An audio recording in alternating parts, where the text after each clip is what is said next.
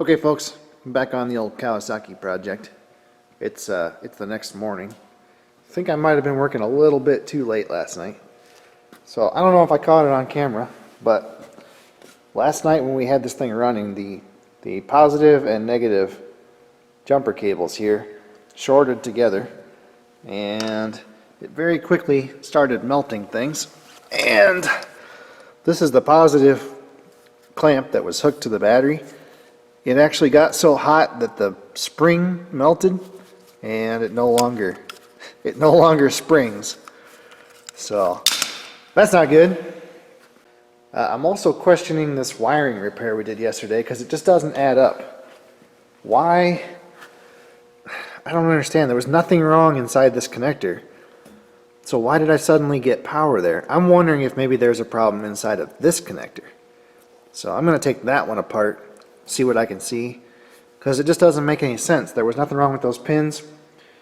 You know, the only thing we really found that was obviously wrong was this brown wire was rubbed through up here. We fixed that, but then I'm pretty sure we checked the spark after we did that and we still didn't have sparks. So I don't know if when I back probed this little Molex connector, if I moved the pins a little bit or something. I don't know, it doesn't add up.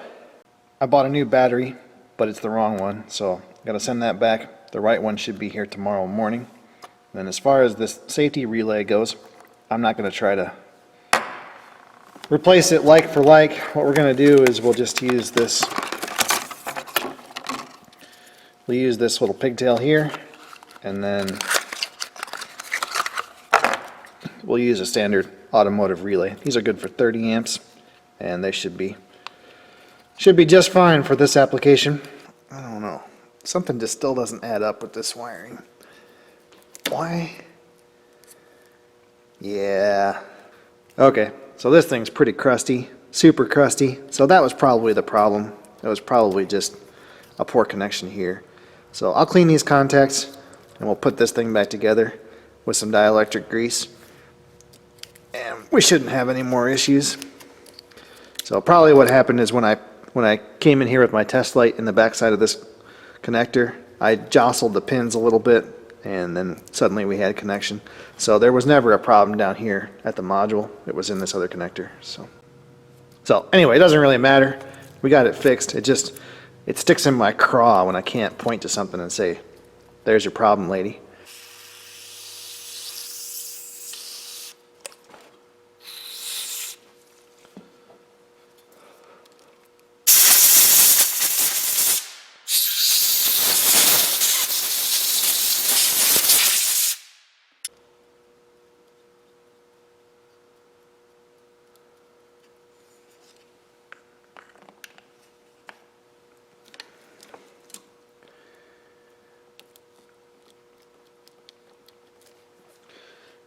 Okay, that should do it.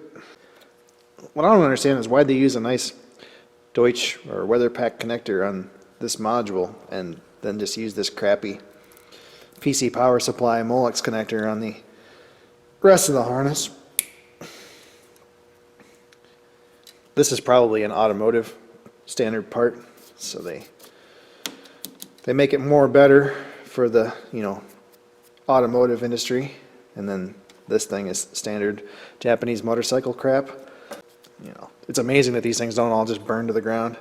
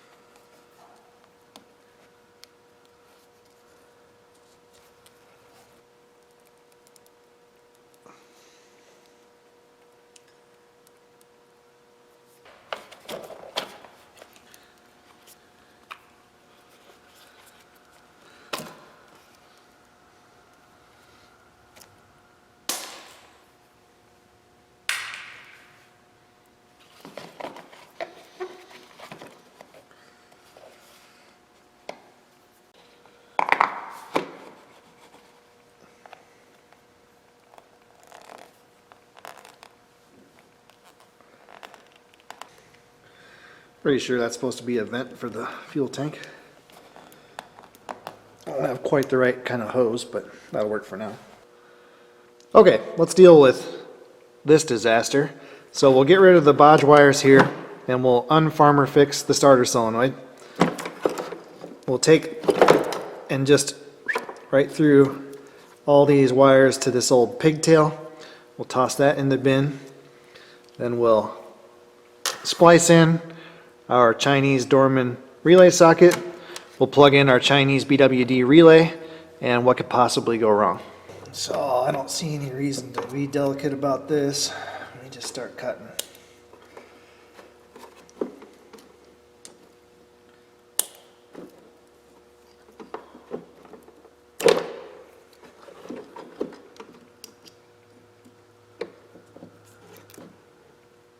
I have no idea what they were doing here.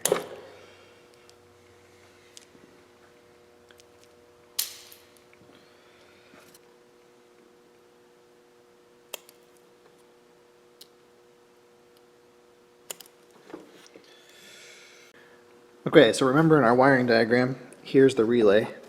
So it's a brown, a light green, and 2 black wires. So it's just a 12-volt coil and 1 normally open contact.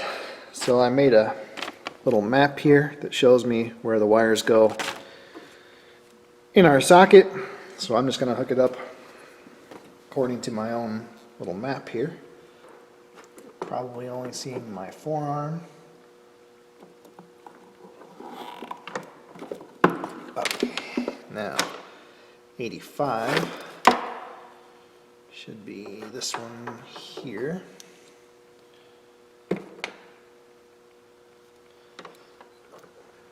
That should be the brown wire.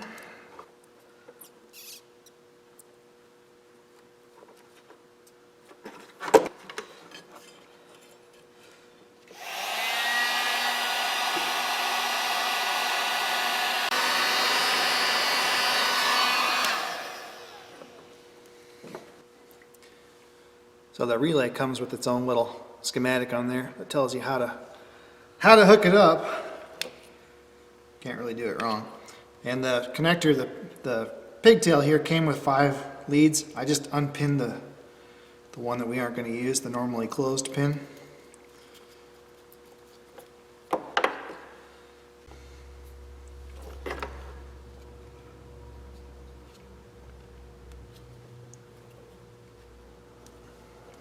Boom, done.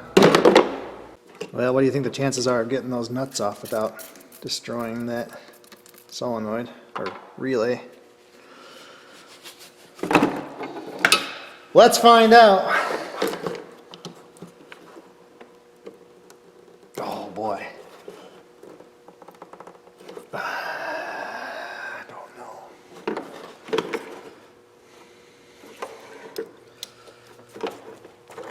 Well, that one comes off pretty easy.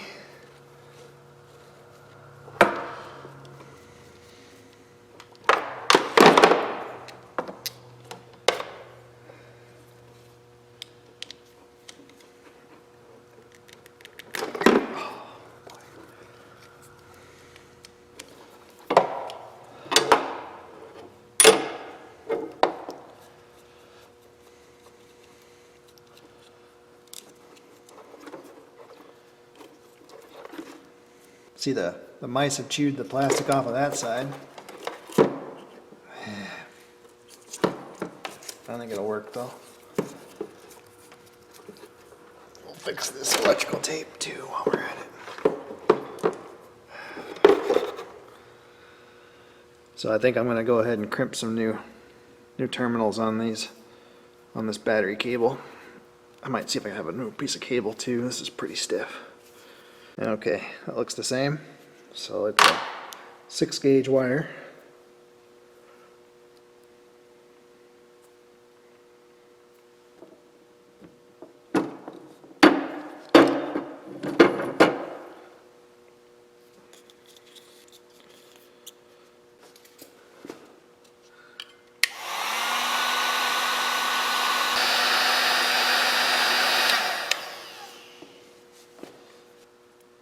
I just gave that ring terminal a little trim so it'll fit better onto this relay.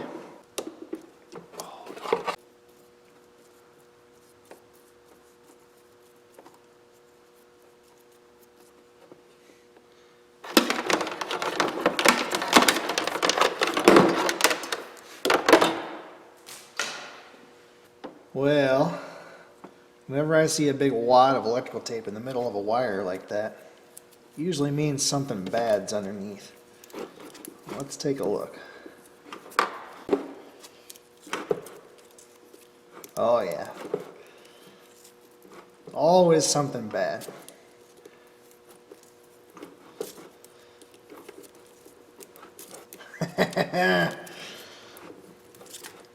Come on, butt connector.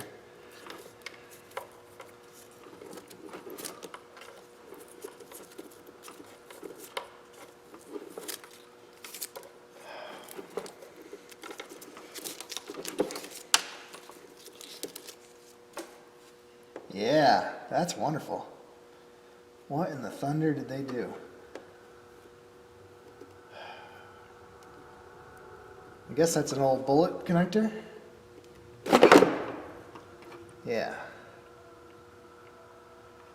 Okay, so I bet that's where a rat or a mouse chewed through the wiring insulation. And they just wrapped it with tape, which, you know, that'll work for a while, but it's not really a long-term solution. Let's see what's under this one. Door number 2.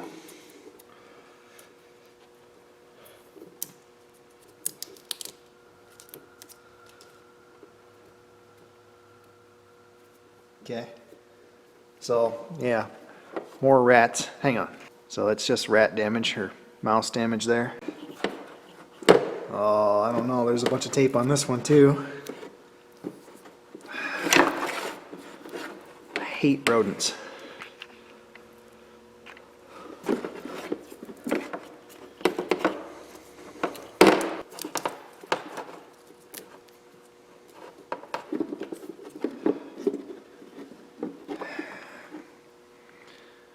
Can you guys see that? So more rodents. So we'll try to fix that one too. Okay, here's what we're going to do. We're going to snip this off right here. We're going to slip this guy on here like so.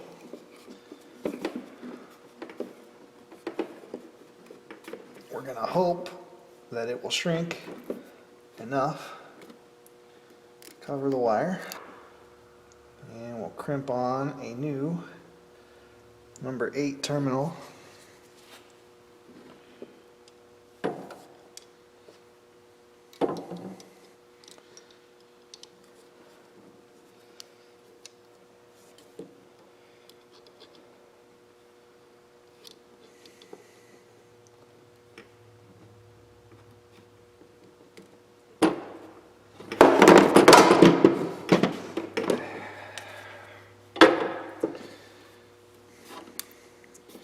And we'll shrink that down. That should cover all of our rat nest on that one.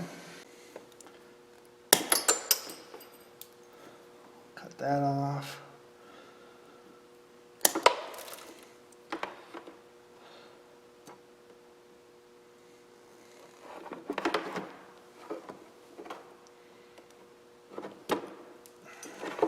Okay. Then we'll slip this guy on here. Then we'll crimp on another new number 8 terminal. There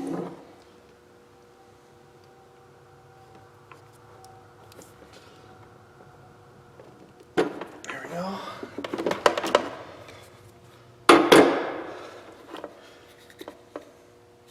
That'll fix that one. Now we got to keep these straight. So this one goes to the solenoid, or the relay. This one goes to battery. Then we'll just get rid of this whole thing all the way down to here where I see it's got a little bit of damage in the wire.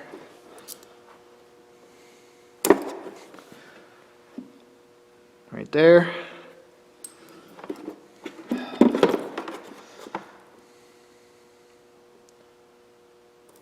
We'll get rid of that.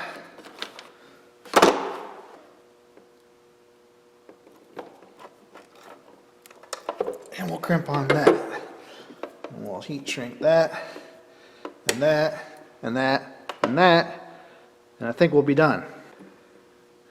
Okay, fellas, I think we finally have undone all the damage caused by this little cheese-eating bastard.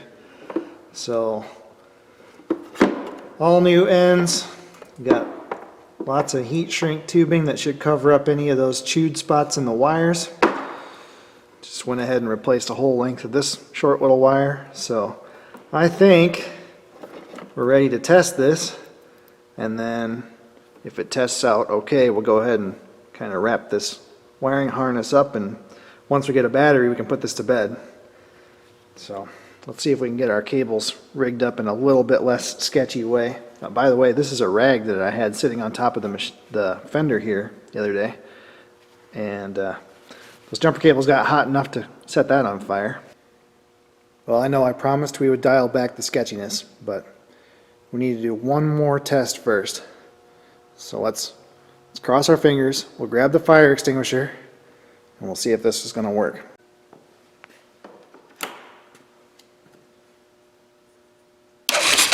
Alright, that's all we had to do.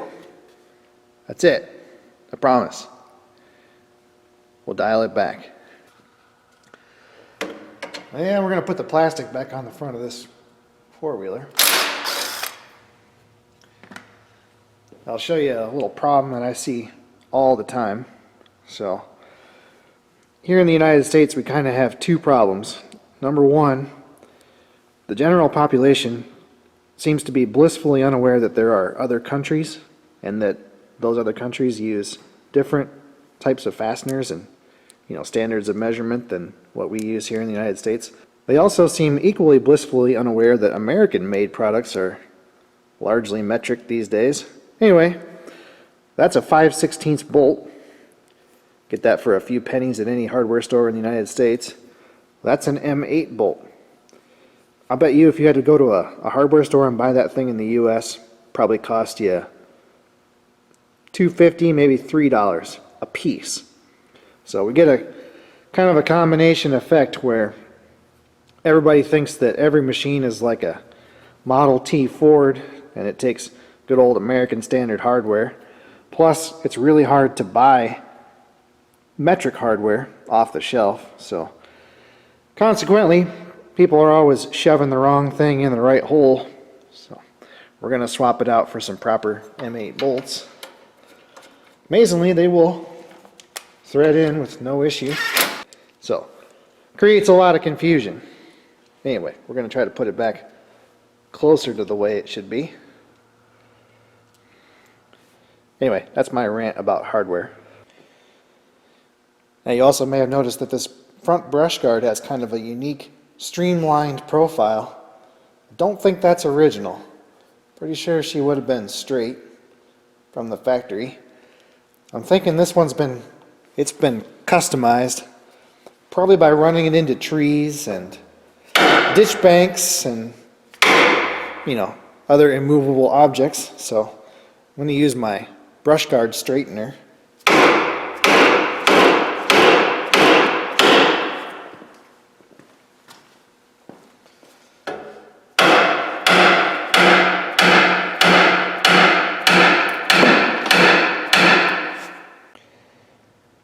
Now the next problem is that the tubing they used here is tin foil thick, so we'll probably have to weld up all the holes like that one, but that's no big deal. Okay, I think that's more like how the front end's supposed to be. I don't know if this top rack is some kind of accessory or aftermarket deal or what the story is there. Maybe they all had them. I have no idea. Anyway, I think we're done up here. It's never going to be pretty, but it'll get the job done. So I guess we've got that in common.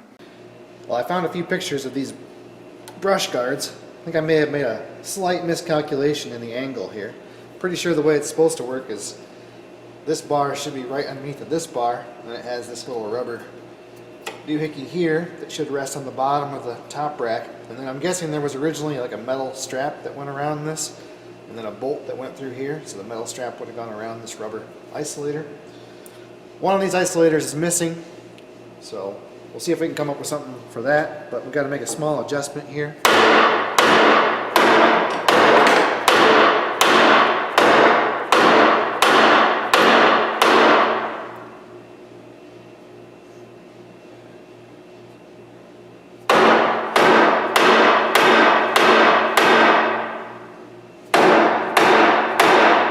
Perfect. There's a lot of batteries right here on the cement floor. Yeah, they're probably all junk, aren't they? Visitors in the shop. Hi, buddy. You got snowballs? Hey, why are you throwing snowballs at me?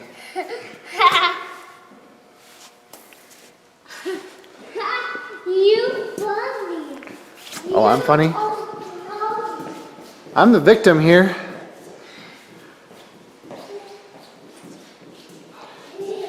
He's going back to reload. You want to go sledding? Okay, we can go sledding. Mama doesn't want to sled with you? Yeah. No? Okay. Alright, Dad will come. I said you should break the video down into shorter half-hour videos instead of one long, never-ending video. Yeah. See, I don't know. Like, I do frequently get comments about people wanting longer videos, but then they don't really watch all of them anyway, so. Yeah. I only watch the shorter ones. Your son left the door open? He wants to go sledding. Yeah. I don't know. We'll see. The problem is if you do multiple short videos, like you do really well on the first video, and then the second video, like nobody watches it. Well, actually, usually 2-part videos aren't too bad, but if you do like 3 or 4 parts, Yeah, no, don't by the time you get to part 4, nobody cares. no one cares anymore. Unless you are really good at leaving cliffhangers. Are you really good at leaving cliffhangers? No, I'm not. All right, let's go sled. Okay.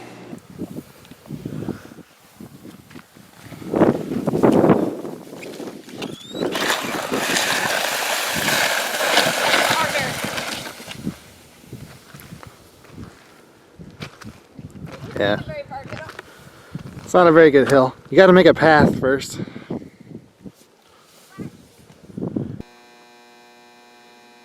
Well, our battery should be almost ready. You're not supposed to jam more than 2 amps into these little batteries, so I had to break out the baby charger. And if you follow the book, it's like a 6-hour procedure to set up one of these batteries. You got to fill it with acid, then wait an hour, then charge it for 4 hours, and then wait another hour.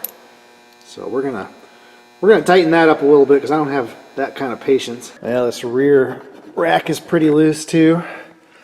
Looks like all the bolts are missing out of that. So they go through one goes through the muffler maybe.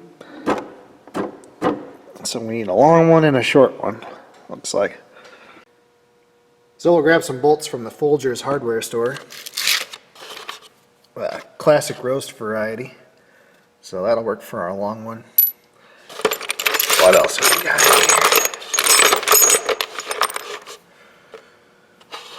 Yeah, we'll probably have to cut one of those off.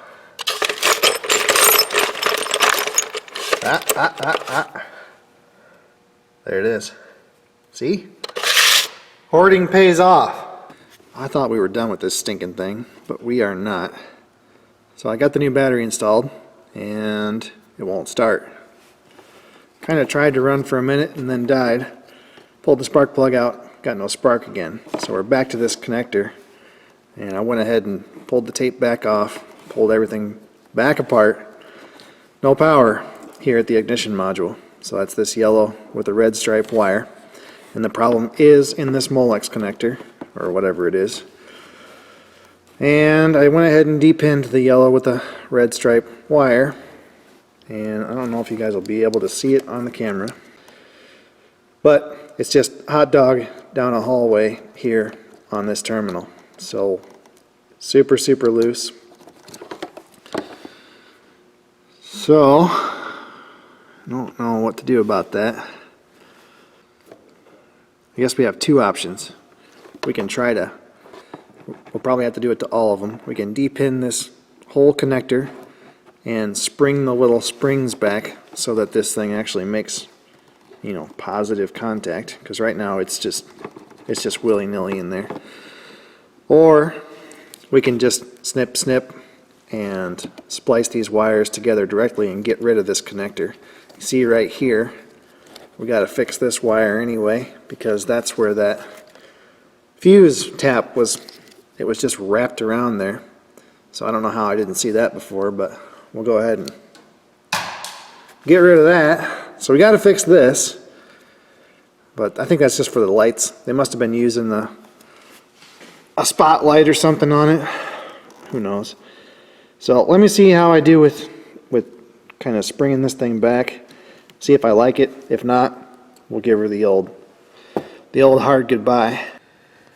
I went ahead and pulled the carburetor back off. There's a couple of small problems I had to fix.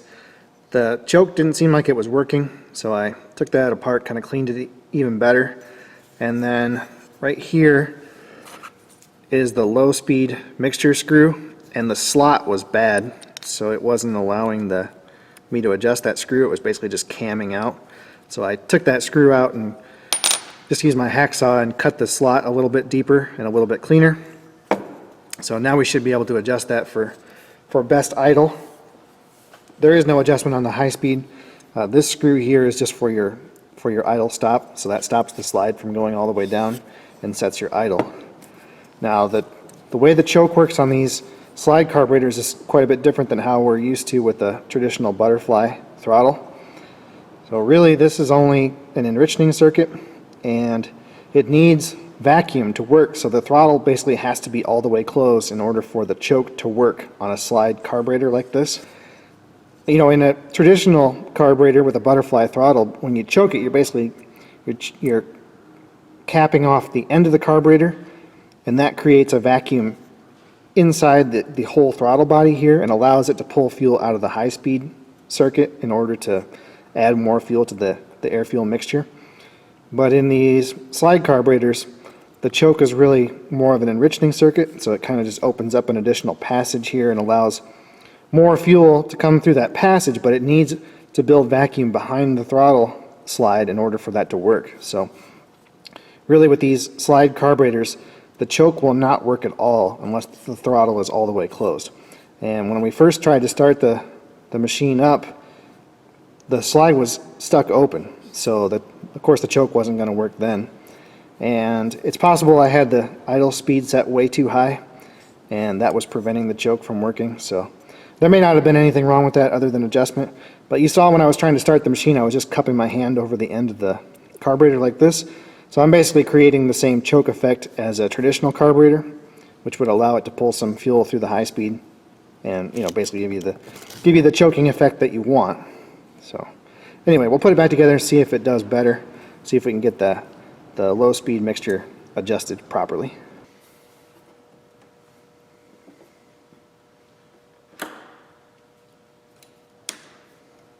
Okay, so we're going to do choke and no throttle. See how it does here.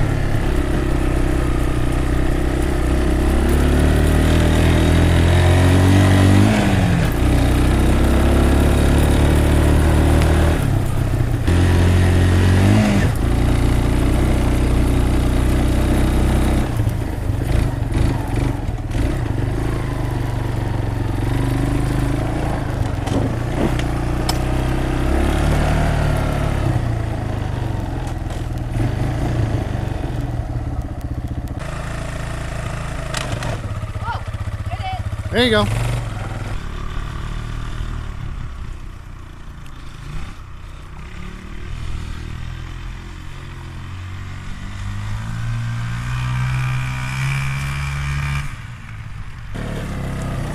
Telling you to watch out.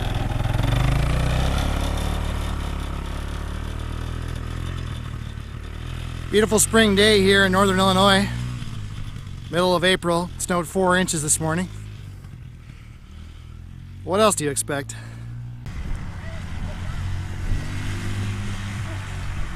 She's unstoppable, people. We created a monster.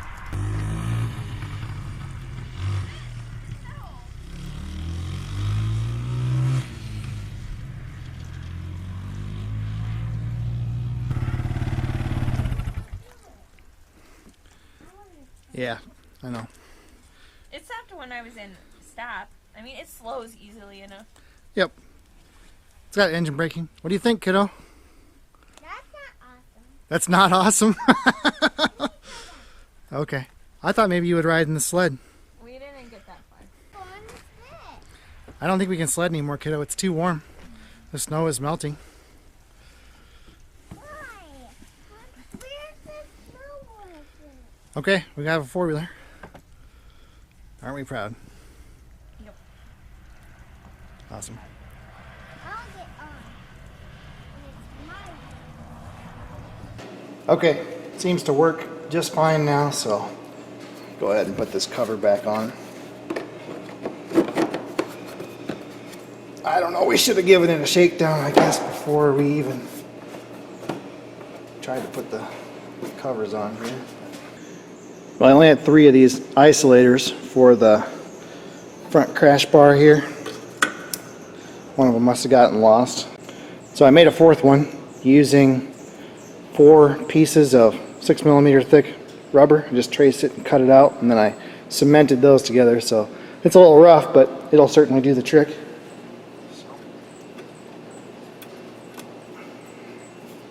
That'll go on there like that, and then we'll clamp all that stuff together, and I'll have to make the metal straps that go around here to hold everything, but we don't need to do that right now. So I'm going to have to buy an air filter element, and then I'm going to go ahead and replace this kind of rectifier regulator module. I think it is working. I believe it is charging, but it's just pretty sketchy looking. I saw on eBay they're selling aftermarket ones for 18 bucks. You can even buy a used one for, you know, a genuine part for around 20 bucks. So I'll probably just do that. But the actual safety relay that we set up, I'm happy with that. Not going to change that at all. So we had to spend about $60 on a battery, and the relay setup cost me, I don't know, maybe 20 bucks. And then, you know, miscellaneous electrical parts. We've probably got about $100 worth of parts in this thing. And if anybody out there has one of these Bayou 220s and could tell me how this battery compartment is supposed to be arranged, I'd love to know. I don't know if there's actually like a hold down for the battery, or if it's just, you know, Isaac Newton holding that in there. I don't know where that rectifier unit's supposed to be stored, if that's supposed to mount to the frame or what. I just kind of tucked it in by the battery. So if anybody could tell me how that's supposed to be set up, or even better, send me a picture of how theirs is set up, I'd love to know. You can email me, mail@watchwestwork.com, and I'll put it back the way it's supposed to be if I can figure it out. I 100% agree with my dad's kind of initial assessment, which is that it was not worth paying someone to fix this machine. I've got, geez, I don't know, probably over 8 hours of work in this machine. And you know, that includes a lot of things that didn't need to be done to make it run. But still, in order to actually get the machine running, I probably had about 3 hours in it. So, you know, is it really worth spending, let's say, $600 at a shop to fix up this machine?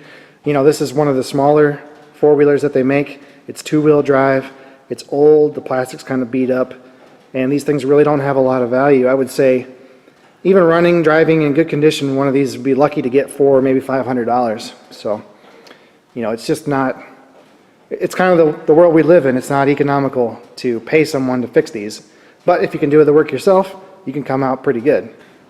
Well, I've had a chance to actually ride the thing, and it's pretty fun. You know, this is one of the smaller ATVs that's available. Doesn't have a lot of power. It's never going to set any speed records or pop wheelies or do anything like that, but you know, tooling around our small property, this thing is awesome. And it's a great size for my wife, and eventually will be a great size for my son. So pretty happy with that. So thanks everybody for watching, and I'll see you next time.